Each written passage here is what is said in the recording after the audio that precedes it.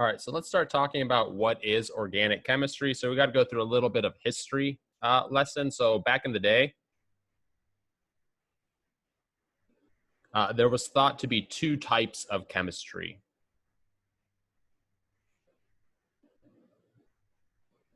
Right, there was thought to be inorganic chemistry, which basically means stuff that's not alive, and then organic chemistry, which is the study of the chemistry of things that are alive.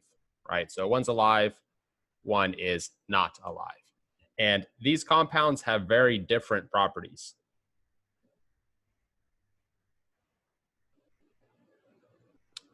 For example, you could take a block of iron, right, add some heat to it, melt it down, and reform it, right? Maybe you make like a little sword or something, I don't know, right? But you could do that very easily. You could subject this compound to very extreme conditions, and it turns out perfectly okay. And then if you think on the other side, what happens if you take an organic compound, maybe a leaf, right? Trees are alive, and you put some fire to it, right? You heat it up. Well, it's just going to turn into a bunch of black soot. And so back in the day, they thought that these were two different types of chemistry, that they weren't linked together, that there was something special about living things, about organic chemistry. Nowadays, we know that that's not true, and that they, in fact, do indeed follow the same chemistry, right? There's only one type of chemistry.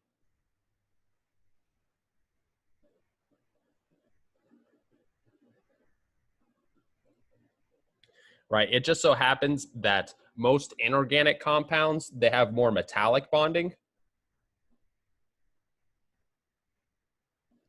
and ionic bonding,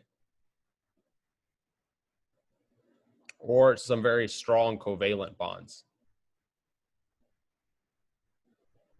And so they're relatively unreactive. Whereas organic chemistry, the study of living-based things, is mostly based on carbon, and carbon bonds covalently. So it's carbon-based covalent bonding. And so they're both chemistry, they're both made out of atoms, both made out of bonds. It's just that when we're talking about organic chemistry, we focus on carbon-based covalent bonding, because that's what you are. You are a walking, talking bag of organic chemistry.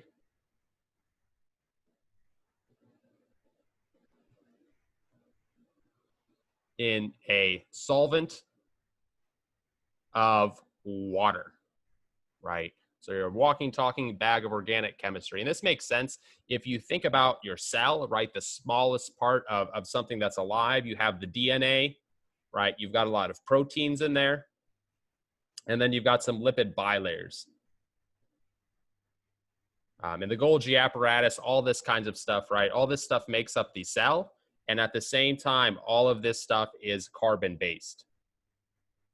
So if you want to learn about what it means to be alive, about medicine, about human interaction, that kind of thing, you need to understand organic chemistry, because that forms the foundation of it all.